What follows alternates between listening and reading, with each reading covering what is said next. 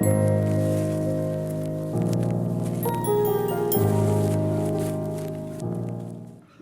dearly beloved brothers and sisters in the faith, we have a magnificent gospel today for World Mission Sunday.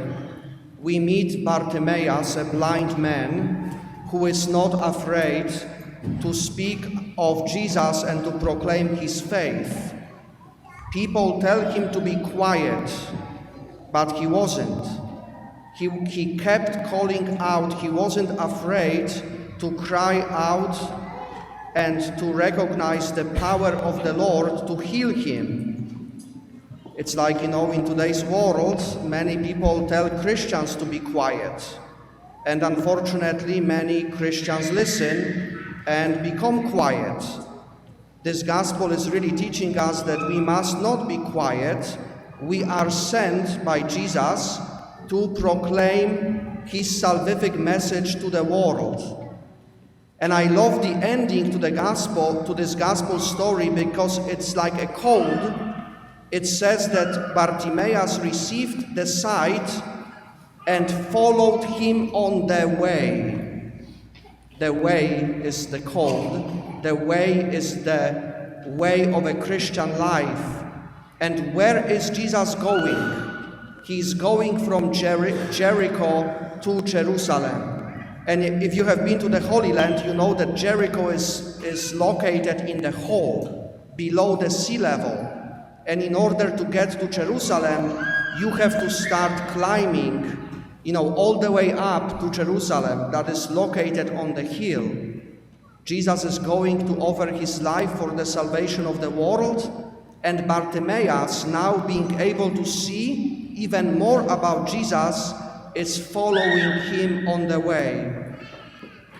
I would like to invite you to take a mental journey with me today, not to the Holy Land, but to Rome, to St. Peter's Basilica. Many of you have been there, I'm sure. That's a familiar image for all of us who are Catholics, St. Peter's Basilica in Rome. And I ask you, just imagine exiting the church, that magnificent church, and you go outside to the great square. It's called St. Peter's Square at the Vatican. And what do you see when you exit St. Peter's Basilica?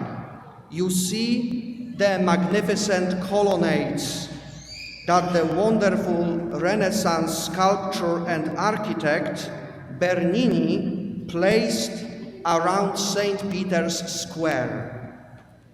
You can picture them. I love to look at them from the air when you see St. Peter's Basilica, and then the colonnades go out of the church in kind of round form. And Bernini was asked, when he made those colonnades, what do they mean? And this is what he said: "These are the arms of Holy Mother Church coming out to embrace the world and to bring them closer to Christ." It's a beautiful image of what the church is. Now, I like you to take this mental journey with me, because that's a very apt image of the fact that our church is by her very nature missionary. The Catholic Church cannot be not missionary. It's always been and always will be a church that goes out into the world to invite people to encounter Christ. That is our mission. In a moment we will proclaim our faith. We will say that the church is Catholic. Catholic means universal, all-embracing, forever inviting, always welcoming. The church is Catholic by her very nature, and we as Christians must be loyal and faithful to the last command of Jesus before he ascended into heaven. He said to the apostles, "Go out." It was a command to go out and proclaim the gospel, bring people in, allow them to encounter the living God. And you will notice today, when Mass this morning concludes, the doors of our cathedral will be thrown open, hopefully after the final blessing. Don't leave before that. And you will find yourselves on the streets of our city, in the world. So as the Mass ends, we go out into the world to do what? We are sent to spread the faith that had just been nourished in our hearts here inside the cathedral with the Holy Eucharist. Those of you who are old enough, or those of you who attend Latin Mass, you can remember the Latin statement at the end of Mass. It says, "Ite missa est," which literally means, "Go, you are sent." That's where the word Mass comes from. Did you know that? The word Mass means to be sent.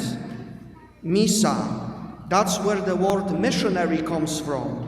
We are all sent out.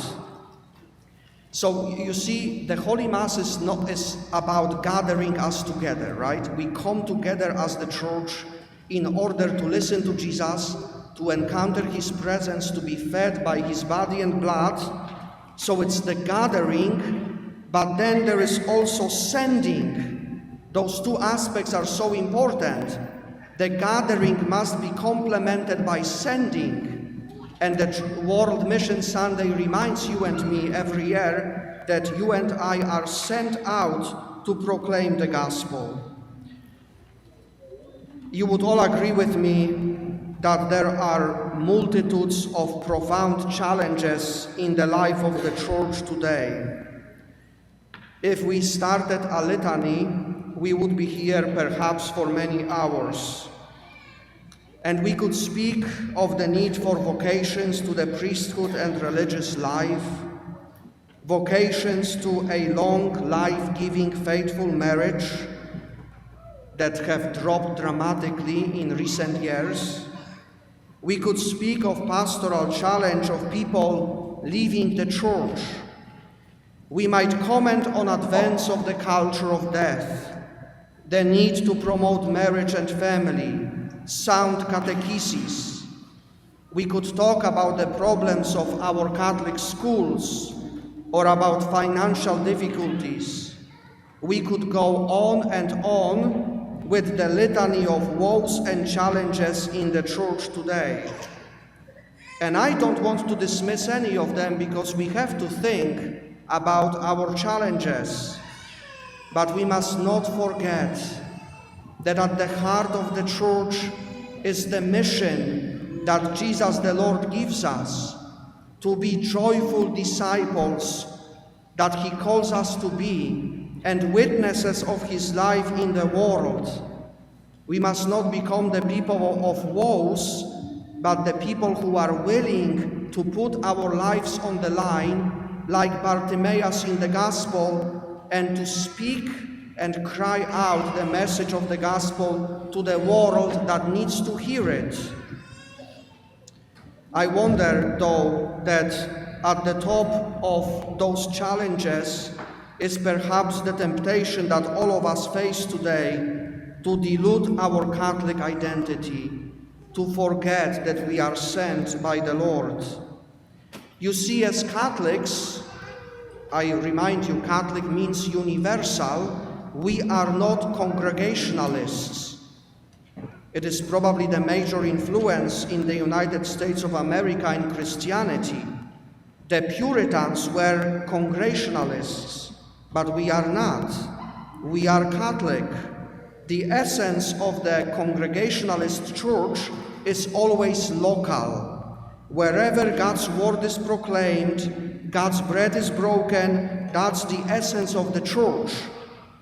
But we are not Congregationalists. We are Catholic, and we must never forget that. That means that the essence of the Church is always beyond us. Our faith, Bishop Robert Barrow had a wonderful video about that recently. Our faith is not just a little comfortable hobby of ours, something that we like to do, like playing golf. That's not what our faith is supposed to be. It's not a comfort zone that we selfishly hoard and keep to ourselves. Our faith is a sacred gift that we are meant to share with other people.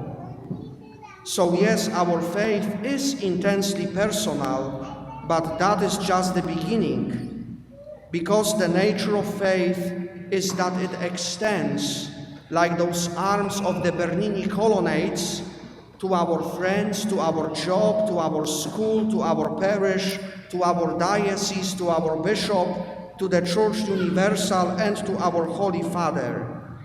That's the nature of being Catholic. We have always a universal missionary worldview. Many of you have heard the saying, for some, the parish is their world. For others, the world is their parish. And that's it is for us. We are Catholic. The world is our parish because by the virtue of our baptism, we are all missionaries. So remember that, brothers and sisters, how great is your call that you have in your baptism. Faith is not just a little private hobby of ours. Faith needs to be spread and proclaimed. The entire world is our parish. So when you hear the words of the deacon today, of the dismissal, and the first word of the 4 different forms of the dismissal is what? Go. It's always this command to us, go and proclaim the gospel to the world. So when you hear these words today, take them to heart. Go and be a joyful disciple and witness of your faith in the world.